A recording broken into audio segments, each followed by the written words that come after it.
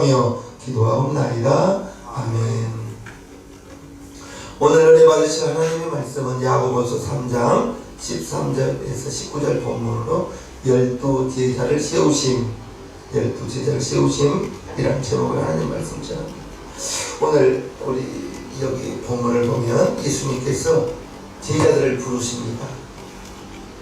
제자들을 부르시고 택하셨는데 예수님이 원하는 자들을 불렀다고 13절에 말합니다. 또 산에 오르사 자기의 원하는 자들을 부르시니 다음. 예수님이 원하는 사람을 불렀다는 거예요.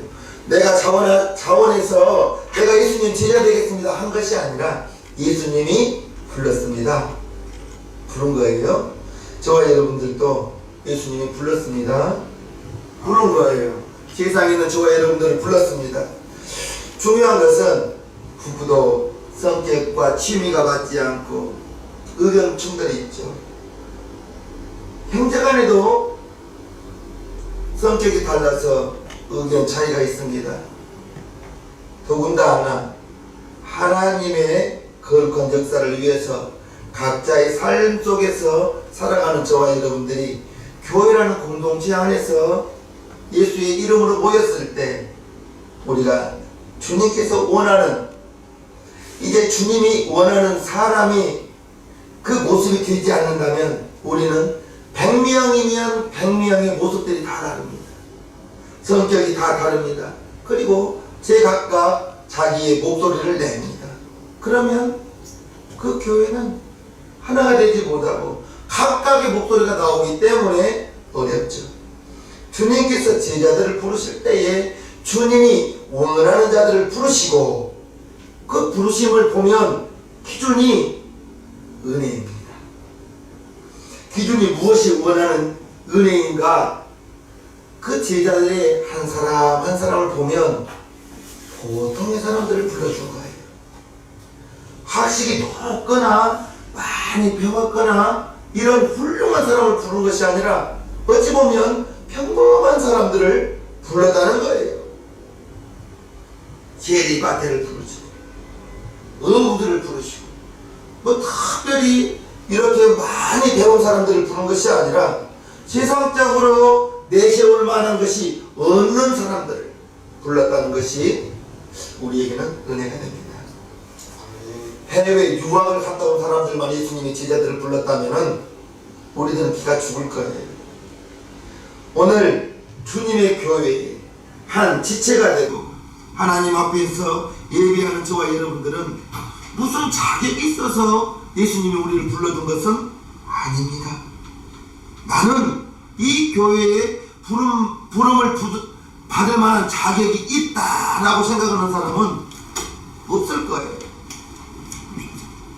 그저 예수님께서 저와 여러분들을 불러주셨는데 12명의 제자들 아주 평범한 사람들로 불러주셨습니다. 그리고 12명을 불러주셔서 3년 6개월 동안 주님과 함께 동거동락하면서 예수님이 그들을 훈련시키시고 예수님이 승천하신 후에는 12제자들을 통해서 세상이 감당할 수 없는 그러한 일들을 하게 하셨습니다. 12명의 주님의 제자들이 주님의 제자들을 부름받았을 때 놀라운 것은 3년 6개월 동안의 제자들의 삶이 조금씩 변하더라는 거예요. 무엇이 중요하고 무엇을 위해 살아야 하는가? 3년 6개월 동안의 가치관이, 삶의 목적이 조금씩 바뀌더라는 거예요. 주님이 12명의 제자들을 불러서 세워주셨습니다. 생각해보면 12, 12라는 숫자를 한번 생각해보아요. 많은 숫자도 있었는데 12, 주님이 제자들을 부를 때에는 12, 12라는 숫자가 흔하지 않았어요. 그러나 우리가 알 수 있는 것은 하나님께서 이스라엘을 택하시고 아브라함을 택하시고 이삭을 택하시고 이삭의 아들 야곱과 12명의 형제를 이제 택하여 그들이 12지파가 되고 가나안 땅을 정탐할 때에 지파에 한 명씩 12명의 정탐꾼들을 택하시고 그 12이라는 숫자를 통해서 우리가 알 수 있는 것은 예수님이 제자들을 택하셨을 때 주님께서 3년 6개월 동안의 공생의 동안에 그 제자들과 함께 사역을 시작하십니다. 14절을 봅니다. 이에 12를 세우셨으니 이는 자기와 함께 있게 하시고 예수님과 함께 있었습니다. 택한 다음에 제자들과 함께 먹고 마시고 자고 같이 생활한 거예요. 3년 6개월 동안 온전히 제자들과 함께 했다는 것이 저와 여러분들이 꼭 기억해야 됩니다. 저와 여러분들은 예수를 믿고 성령님을 내 마음 가운데 모셨습니다. 나 혼자 살아가는 게 아니에요. 여러분들은 성령님이 내 마음 가운데, 여러분 마음 가운데 오셔서 나 혼자 살아가는 것 같지만 내가 주님을 잊은 적은 있지만 내 안에 찾아오신 주님은, 여러분 안에 찾아오신 주님은 여러분들을 떠나는 경우가 없습니다. 함께 있다는 사실, 아침에 출근했다가 저녁에 퇴근하는 것이 아니라 아침부터 저녁까지 밤 늦은 시간까지 함께 자고 함께 먹고 함께 생활하는 그러한 제자들과 함께 공동체를 이루었다는 것을 알아야 될 것입니다. 부부간에도 의견이 안 맞죠. 친구간에도 의견이 안 맞죠. 그런데 예수님과 12명의 제자들이 함께 생활하면서 많은 어려움이 있었을 거예요. 형제간에도 생각이 다 달라요. 생각하는 것이 다르기 때문에 주님은, 예수님이 12명의 제자들과 함께 있었다는 것입니다. 제자들과 함께 이렇게 공동체를 이루신 목적은 훈련하기 위해서. 예수님의 제자들 각각 12명을 불러서 그들을 훈련시킨 다음, 예수님이 이 세상을 떠난 다음에 그 모든 사역을 제자들에게 맡겨야 되는데, 그 제자들이 훈련받지 않는다면 평범한 사람들을 불러서 예수님의 제자로서의 사명을 감당하기 위해서는 나중에 12명의 제자들이 다 순교하는 그 자리에까지 가기 위해서는 의무 상태 그대로는 순교할 수 없기 때문에 훈련이 필요한 것입니다. 나중에는 자기 목숨을 내놓고 예수의 증인을 살아갈 수 있는 12명의 제자들, 훈련 좋아하는 사람은 없습니다.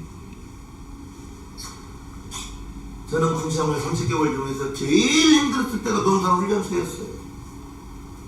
밖에서 마음껏 자유롭게 돌아다니던 사람을 훈련소 안에 딱 가다 놓고, 저희 때는 30개월 있어요. 몇 개월 있어요, 형제는? 18개월? 30개월이었는데 훈련소에 딱 대다 놓으니, 그때는 군인도 아니에요. 훈련병이에요. 정말 정원 시간에는 졸음 쏟아지죠. 제시훈련, 정말 어울리지 않는 총 들고 좌양 앞으로 가 우양 앞으로 가 아침으로 구보하는데 정말 힘들더라고요. 훈련은 힘든 거예요. 그런데 훈련은 필요해요. 훈련되어져 있지 않으면 군인의 역할을 할 수 없는 거예요. 제자들 또한 예수님과 함께 3년 6개월 동안 제자들의 훈련을 받았습니다. 그 제자 훈련을 받을 수 있는 것은 이제 영적인 전투에서 승리하기 위해서 패전병이 되어서는 안 되는 것입니다. 승리자가 되어서 개선 장군이 될 수 있도록, 승전가를 부를 수 있도록 하기 위해서는 훈련이 필요한데, 저와 여러분들도 훈련이 필요하죠. 예수님이 제자들과 함께 훈련을 했던 것 중에 한 가지가 기도 훈련입니다. 깨어서 기도하라. 쉬지 말고 기도하라. 수없이 기도에 대해서 말씀하셨습니다. 끊임없이 기도에 대하여 말씀하고 있는 것입니다. 그리고 중요한 것은 말씀의 훈련도 필요합니다. 우리는 이제 기도, 드리는 기도만 익숙한데 듣는 기도가 중요합니다. 많이 주님께 아뢰은 다음에 기도의 마지막은 항상 이렇게 하라고 있습니다. 주여 말씀하옵소서 내가 듣겠나이다. 기도의 마무리를 주시옵소서 주시옵소서 주시옵소서 예수님의 이름으로 기도합니다. 아멘 하고 일어나는 것이 아니라 기도의 마지막은 주여 말씀하옵소서 내가 듣겠나이다. 내가 무엇을 해야 됩니까? 내게 말씀하옵소서. 그럴 때 내 마음속에, 여러분 마음속에 불현듯 어떤 생각이 떠오르는 거예요. 그러면 그 생각을 하나님 이게 주님이 주신 생각 맞습니까? 라고 또 확인해 보는 것입니다. 기도 훈련, 말씀 훈련 중요합니다. 어떤 성도들은 말씀을 너무 좋아하는 나머지 설교 시간에 성경을 찾아가면서 성경을 읽고 있는 거예요. 그것은 잘못된 방법이에요. 설교 시간에는 설교를 집중해서 들어야지 목사님 설교를 성경을 찾아가면서 아닙니다. 설교 시간에는 아무것도 하지 않고 귀를 좀 더 세워서 목사의 설교를 잘 듣는 것, 집중해서 듣는 것 매우 중요합니다. 신학교 때 설교 시간에 설교학 교수님이 하신 말씀이 설교자가 100가지를 말했을 때 집중해서 들은 사람이 20%를 듣는데요. 20%. 80%는 듣고 그냥 잊어버리는 거예요. 집중해서 듣기를 주님의 이름으로 축복합니다.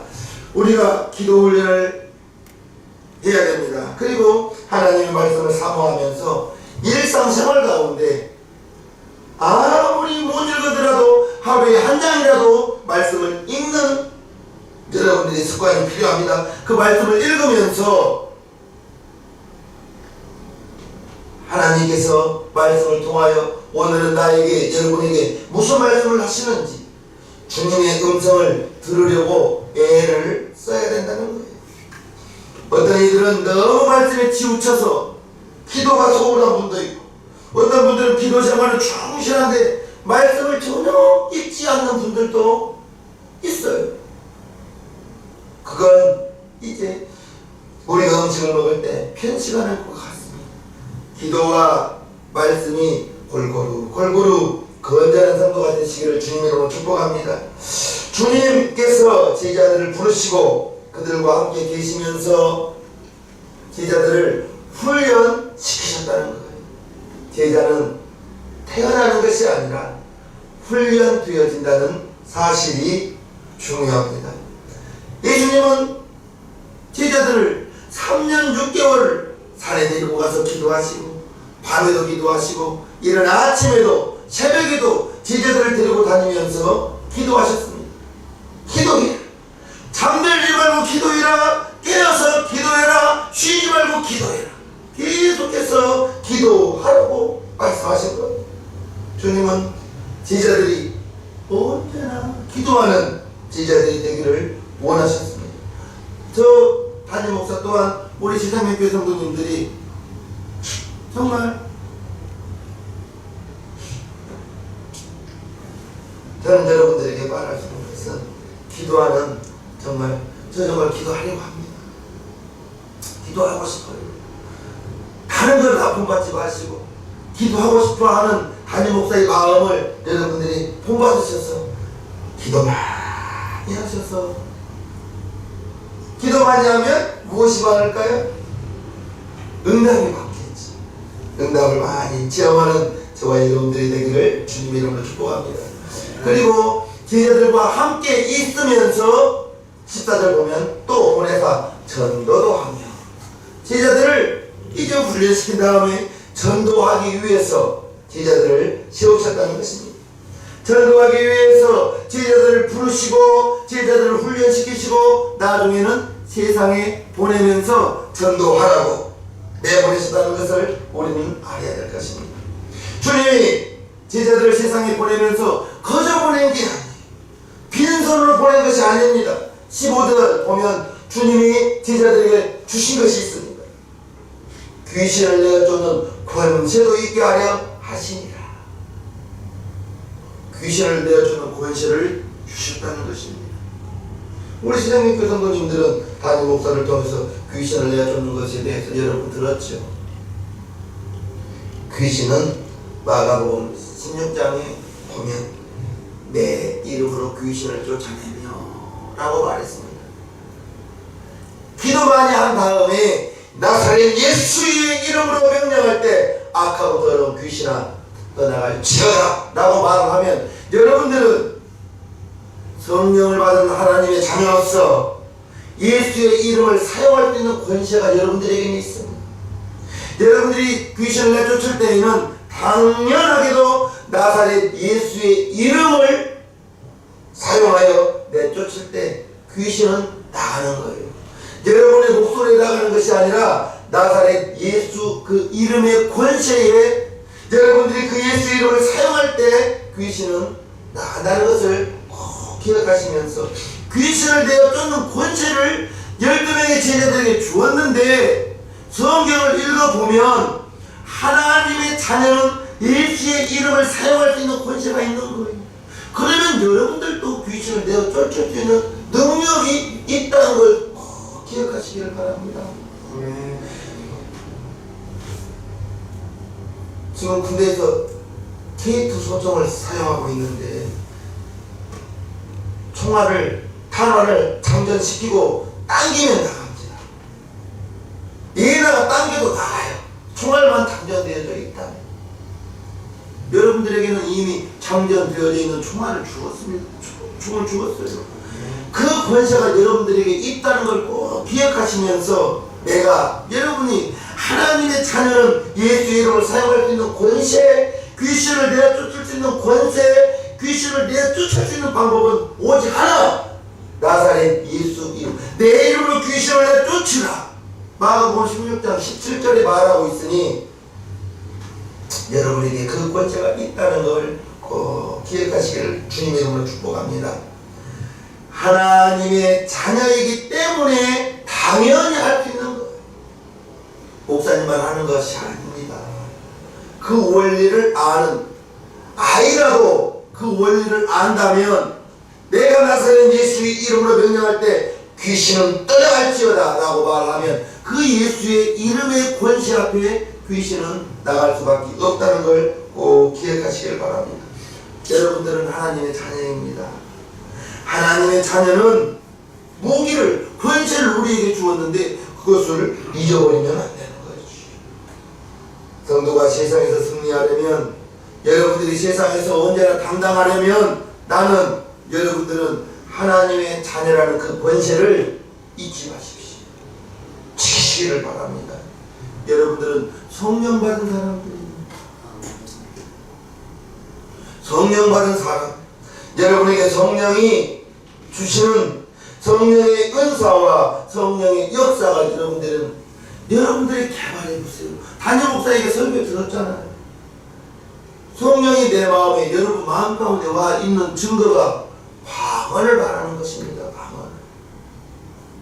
성령이 말하게 하심을 따라 방언을 말하더라. 사도행전 2장 4절입니다. 여러분들은 성령의 은사와 성령의 능력을 여러분들은 할 수 있는 거예요. 그런데 그것을 모르는 사람들이 있어요. 에베소 교회를 향해서 사도 바울이 이처럼 말합니다. 사도행전 19장에 보면 아볼로가 고린도에 있을 때에 바울이 윗지방으로 다녀 에베소에 와서 어떤 제자들을 만나 가로되 너희가 믿을 때 성령을 받았느냐? 바울이 에베소 교회에 와서 12명이 그 교인들을 만났어요. 그리고 그들에게 너희가 성령을 받았느냐? 라고 물어봤을 때 에베소 교인들이 가로되 아니라 우리는 성령이 있음도 듣지 못하였노라.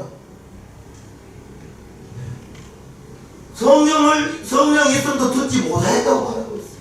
우리 시장님교 성도님들은 성령이 내 마음 가운데, 여러분 마음 가운데 와 계시다고 고린도후서 1장 21절과 22절, 갈라디아서 4장 6절에 분명히 하나님의 영 성령이, 예수의 영이 여러분 마음 가운데 와 계신다는 사실을 꼭 기억하시면서 신앙생활할 때 성령이 와 계시면서 아버지와 아들과 성령은 한 분으로 내 마음 가운데, 여러분 마음 가운데 우리의 몸을 성전 삼고 와 계신다는 사실 꼭 기억하시기를 바랍니다.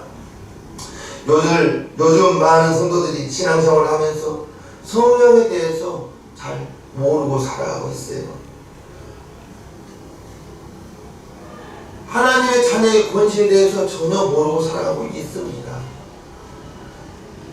세상에 나가서 하나님의 자녀다운 모습을 볼 수가 없는 거예요.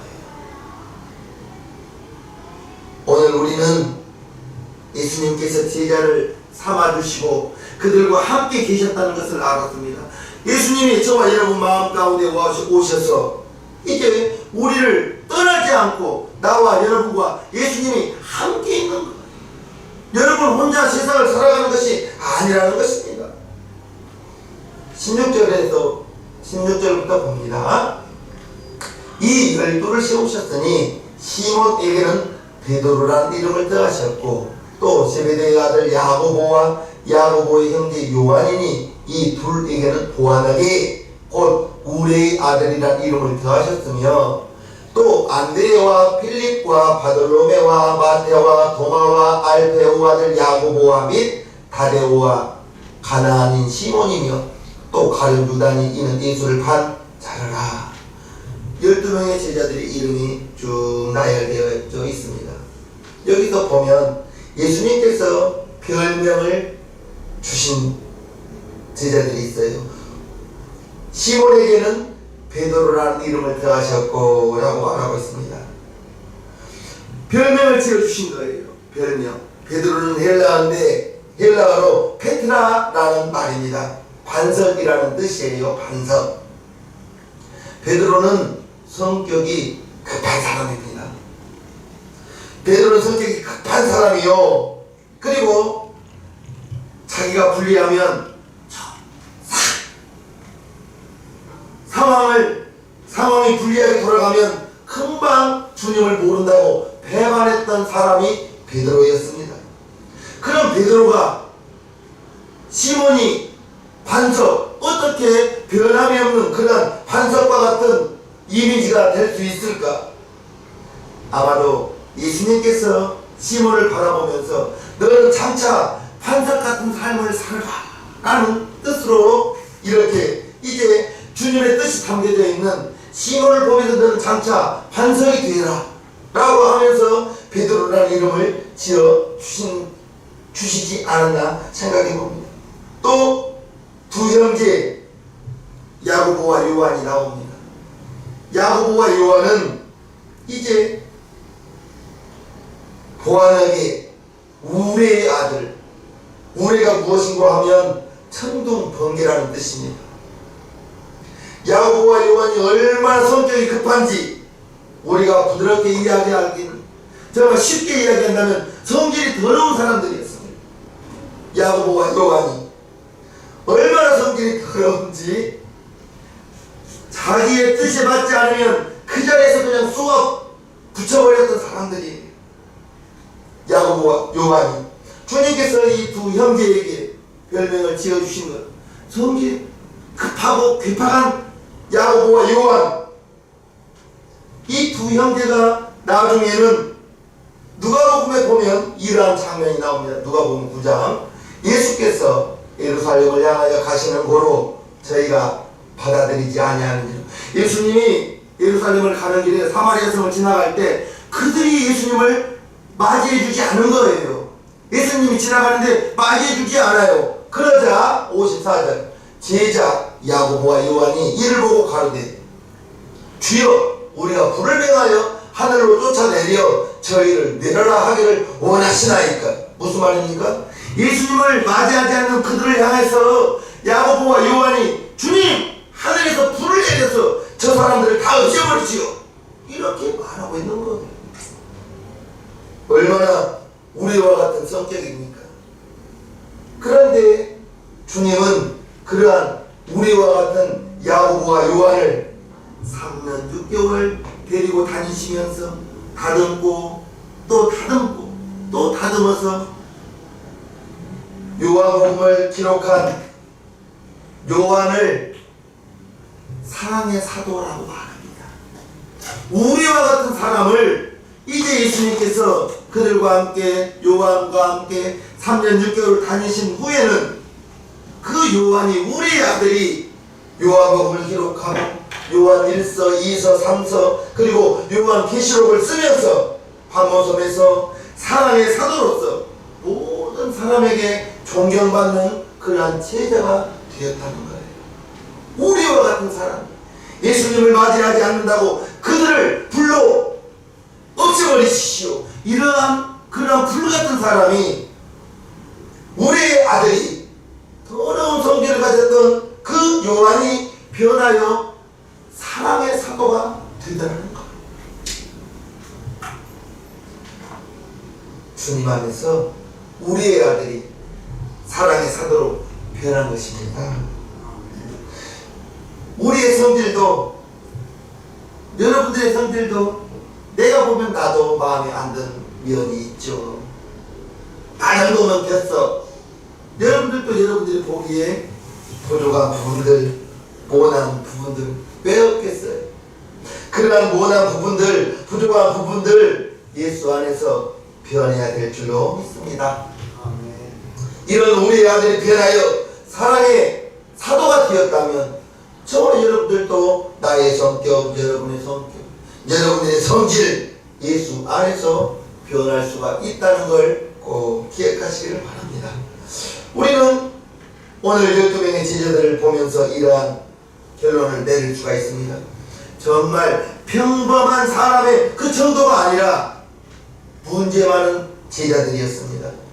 문제 많은 사람들이 모였어. 그런데 그러한 사람들이 3년 6개월 예수님과 함께 생활하면서 변하고 변하여 땅 끝까지 예수의 이름을 증거하는 예수의 증인이 되었다는 사실입니다. 주님께서 12명의 제자들을 부르시면서 그들과 함께 계셨고 그들을 훈련시켜서 전도를 내보내시고 맨손으로 보낸 것이 아니라 귀신을 내어 쫓는 권세를 주시고 저와 여러분들에게는 성령을 보내어 주셔서 성령을 받음으로 말미암아 귀신을 내어 쫓는 권세가 저와 여러분들에게도 있다는 그 사실을 꼭 기억하시기를 바랍니다. 귀신은 나사렛 예수 이름 앞에 꼼짝 못하는 것. 이 권세를 가지고 하나님의 참여답게 살아가는 저와 여러분들 되기를 주님의 이름으로 축복합니다. 이 세상에서 약점이 없는 사람이 어디가 있겠어요? 연약하고 부족한 부분이 없는 사람이 어디가 있습니까? 만약에 하나님이 완전한 사람만 쓰신다면 저부터서 목사님 할 수 없어요. 성격 급합니다. 정말 무슨 일을 행할 때에는 몸이 먼저 움직이는 접니다. 내가 내 성질을 알기 때문에, 내 성격을 알기 때문에 조심하고 또 조심하려고 합니다. 만약 완전한 사람만 하나님이 쓰신다면 예수님 외에는 완전한 사람 아무도 없습니다. 믿음의 조상 아브라함도 우리가 알듯이 실수 얼마나 많이 했어요.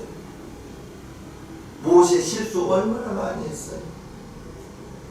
하나님은 부족하고 연약한 저와 여러분들도 부르시고 우리를 연단시키신 후에 새롭게 하셔서 하나님의 귀한 도구로 저와 여러분들을 사용하여 주실 줄 믿습니다.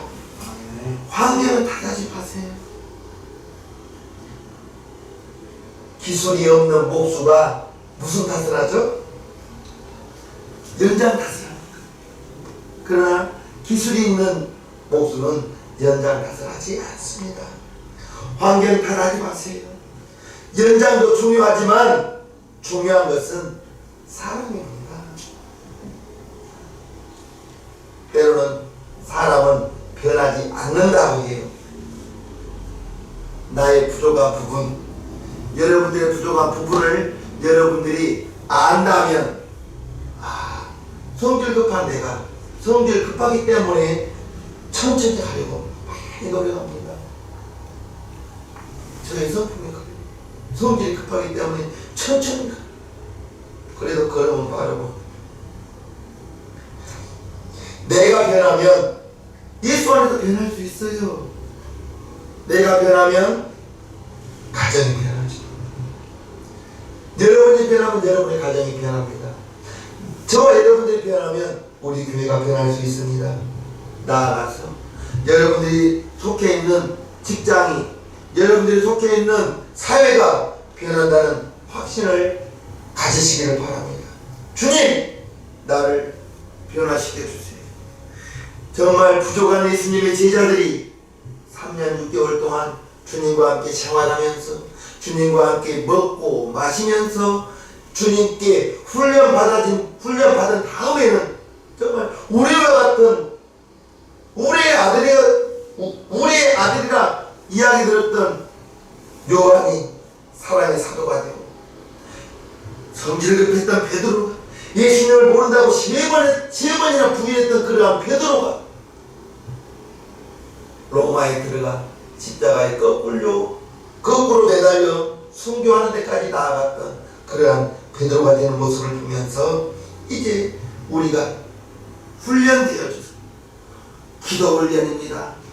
말씀 읽어야 되는 것입니다. 말씀을 읽어야 되는 거예요. 그리하여 주님이 저와 여러분들을 예수님의 제자로 불렀고, 저와 여러분들을 예수의 증인으로 불러주셨고, 예수의 증인의 삶을 뭐라면 타국에 가서 전하려고 하지 마세요. 여러분들이 만나는 사람 중에 예수님 모르는 사람에게 나는 예수님이 곧 천국합니다. 당신도 예수님 믿으세요. 당신도 우리 교회 나오세요. 그가 나오든지 안 나오든지 여러분들은 말하기만 하면 되는 거예요. 말할 수 있는 저와 여러분들 되기를 주님으로 축복합니다. 주님이 원하는 사람, 주님이 원하는 모습, 그 제자들이 그렇게 변화받았고 나중에는 순교하는 데까지 쓰임받았다는 것을 기억하시면서 여러분들이 어디를 가든지 예수님의 제자요, 예수님의 증인이요, 그 사실을 잊지 마시기를 주님의 이름으로 축복합니다. 아멘. 찬송가 주음성 외에는 하나님께 올려드리겠습니다.